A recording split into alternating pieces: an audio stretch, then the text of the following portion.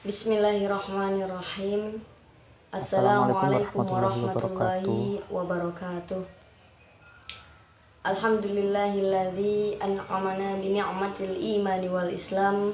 Wassalatu wassalamu ala sayyidina Muhammadin wa ala alihi wa sahbihi ajma'in. Amma ba'du.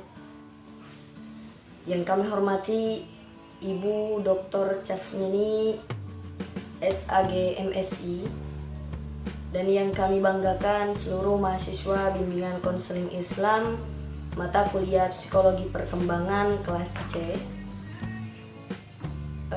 Sebelumnya perkenalkan, nama saya Aya Ismudrika, NIM 1910200260, dan rekan saya. Ya, nama saya Musyafa Hisyam Amanullah, NIM saya 191020200064. Oke, kami di sini perwakilan kami dari kelompok 2, insya Allah akan mempresentasikan tentang faktor-faktor yang mempengaruhi perkembangan dan teori-teori perkembangan. Untuk faktor-faktor insya Allah akan dipresentasikan oleh saya sendiri, dan untuk teori-teori perkembangan akan dipresentasikan oleh rekan saya Hisyam. Langsung saja, untuk faktor-faktor yang mempengaruhi perkembangan menurut para ahli, yang pertama menurut Schopenhauer, ahli yang beraliran nativisme, berpendapat bahwa perkembangan individu semata ditentukan oleh unsur pembawaan. Jadi garis bawahi pembawaan. Jadi yang mempengaruhi itu pembawaan. Terus yang kedua, menurut John Locke, ahli aliran empiris, berpendapat bahwa perkembangan individu itu sepenuhnya ditentukan oleh faktor lingkungan, pendidikan atau lingkungan. Sedangkan untuk faktor dasar bawaan tidak mempengaruhi sama sekali. Itu menurut John Locke. Untuk yang terakhir, menurut William Stern, aliran konvergensi, perkembangan faktor-faktor yang mempengaruhi perkembangan individu itu sebenarnya ditentukan oleh kedua kekuatan tersebut, kedua yang tadi disebutkan itu.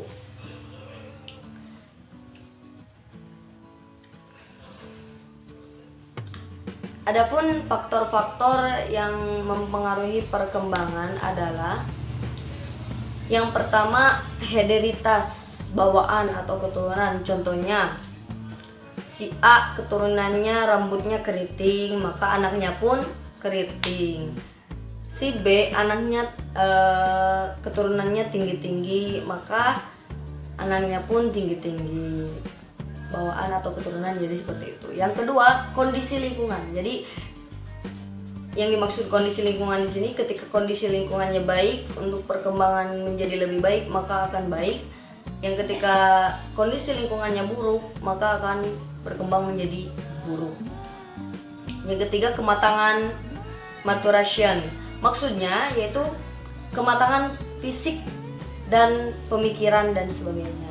Jadi yang disebut kematangan maturation itu kematangan cara berpikir dan fisiknya itu, gitu maksudnya. Terus yang ketiga, lingkungan sosial. Jadi lingkungan sosialnya itu sangat mempengaruhi. Contohnya dia ikut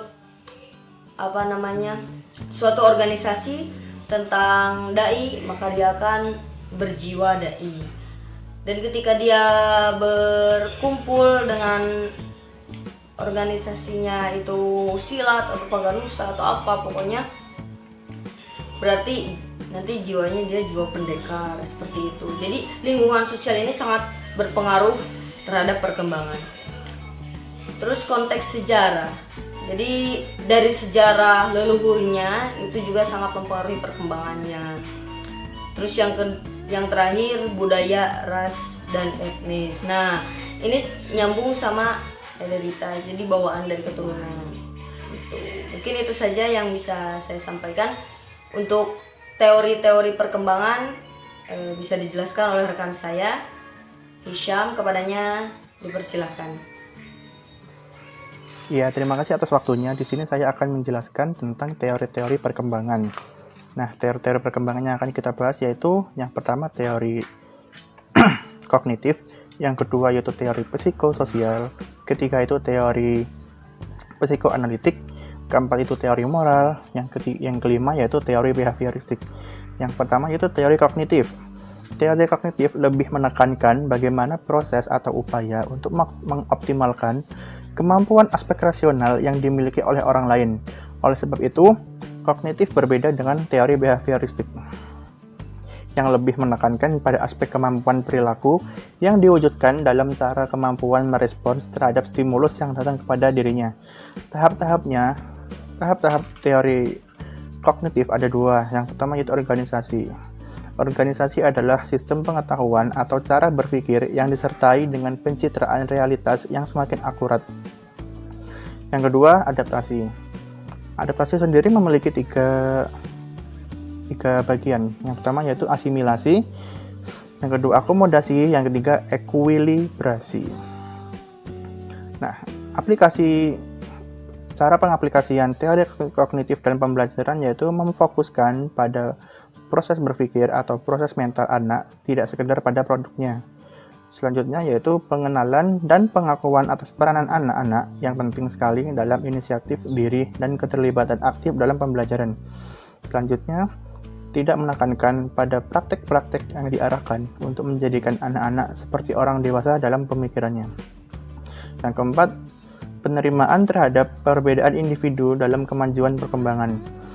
Nah, teori yang kedua itu yaitu teori psikososial. Salah satu elemen penting dari teori tingkat psikososial Erikson adalah perkembangan persamaan ego. Persamaan ego adalah perasaan sadar yang kita kembangkan melalui interaksi sosial. Menurut Erikson, perkembangan ego selalu berubah berdasarkan pengalaman dan informasi dari yang kita dapatkan dalam berinteraksi dengan orang lain. Tahap-tahapnya pun ada tahap. Yang pertama yaitu tahap kepercayaan dan ketidakpercayaan.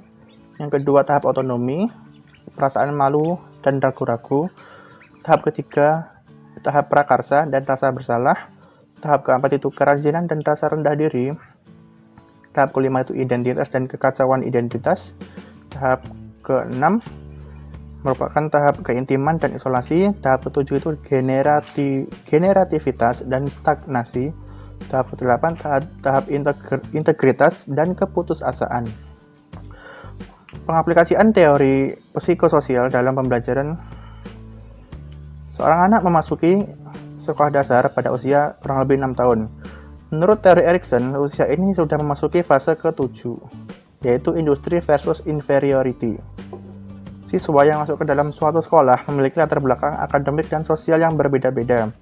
Agar pembelajaran lebih efektif dan efisien, hendaknya seorang guru harus mengenali karakteristik peserta didiknya terlebih dahulu agar lebih mudah dalam mengembangkan model pembelajaran yang akan digunakan dalam mengajar. Teori ketiga yaitu teori psikoanalitik. Psikoanalitik adalah cabang ilmu yang dikembangkan oleh Sigmund Freud dan para pengikutnya sebagai studi fungsi dan perilaku psikologis manusia. Aliran psikoanalitik terdiri dari dua variasi, yakni variasi personal dan interpersonal. Bagaimana kepribadian mempengaruhi belajar dan perilaku. Aliran personal dan teori psikoanalitik adalah tradisi Sigmund Freud yang berpendapat bahwa orang bertindak atas dasar motif yang tak disadarinya maupun atas dasar pikiran, perasaan, dan kecenderungan yang disadari dan sebagian tidak disadari. Tahap-tahap teori psikoanalitik yaitu yang pertama tahap oral, yang kedua tahap anal, yang ketiga tahap fisik, dan yang keempat tahap litensi, kelima tahap genital. Pengaplikasian dalam pembelajaran teori psikoanalitik yaitu yang pertama, konsep kunci bahwa manusia adalah makhluk yang memiliki kebutuhan dan keinginan. Kedua, konsep kunci tentang kecemasan yang dimiliki manusia dapat digunakan sebagai wahana pencapaian tujuan bimbingan, yakni membantu individu supaya mengerti dirinya dan lingkungannya. Tahap ketiga yaitu Aplikasi yang ketiga yaitu konsep psikoanalisis yang menekankan pengaruh masa lalu. Keempat, teori Freud tentang tahapan pengembangan kepribadian individu dapat digunakan dalam proses bimbingan, baik sebagai materi maupun pendekatan. Kelima, konsep Freud tentang ketidaksadaran dapat digunakan dalam proses bimbingan yang dilakukan pada individu dengan harapan dapat mengurangi impuls dorongan id yang bersifat irasional sehingga berubah menjadi rasional. Yang keempat yaitu teori moral. Menurut teori Kohlberg telah menekankan bahwa perkembangan moral didasarkan terutama pada penalaran moral dan berkembang secara bertahap. Dalam teori Kohlberg berdasarkan teori perkembangan moral pada prinsip-prinsip dasar hasil temuan Piaget. Perkembangan moral merupakan proses perkembangan kepribadian siswa selaku anggota masyarakat dalam berhubungan dengan orang lain. Sebab, perilaku moral pada umumnya merupakan unsur fundamental dalam bertingkah laku sosial. Tahap-tahap dalam teori moral, yaitu yang pertama tingkat 1, moralitas dan prakonvensional. Yang kedua yaitu moralitas konvensional. Yang ketiga yaitu tahap harapan. Yang ketiga yaitu moralitas pasca konvensional.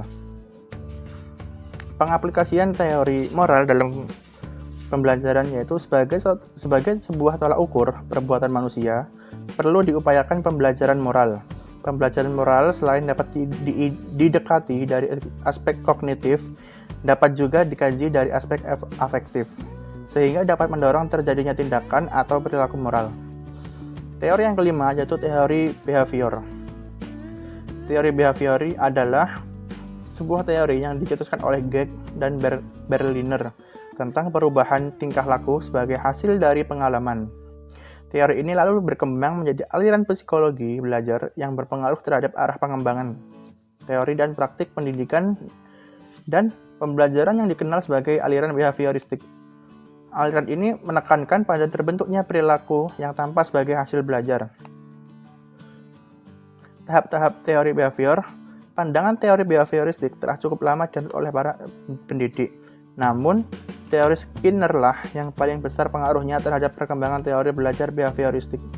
Program-program pembelajaran seperti teaching machine, pembelajaran berprogram, modul, dan program-program pembelajaran lain yang berpijak pada konsep hubungan stimulus-respons, serta mementingkan faktor-faktor penguat. Merupakan program pembelajaran yang menerapkan teori belajar yang dikemukakan Skinner. Aplikasi dalam pembelajaran pada teori behavioristik yaitu dalam kegiatan pembelajaran tergantung dari berbagai hal seperti tujuan pembelajaran, sifat materi pembelajaran, karakteristik pembelajar, media dan fasilitas pembelajaran yang tersedia. Ya. Dan ini adalah sumber-sumber yang kami gunakan dalam mencari materi ini. Oke, selanjutnya saya kasihkan kepada Ois kembali. Terima kasih. Mungkin itu saja yang bisa kami sampaikan. Mudah-mudahan bermanfaat bagi kita semua. Amin ya Allah ya Rabbal Alamin. Mohon maaf apabila ada kekurangan dan kekeliruan dari kelompok 2. Sekian, wabillahi taufiq wal hidayah. Wassalamualaikum warahmatullahi wabarakatuh.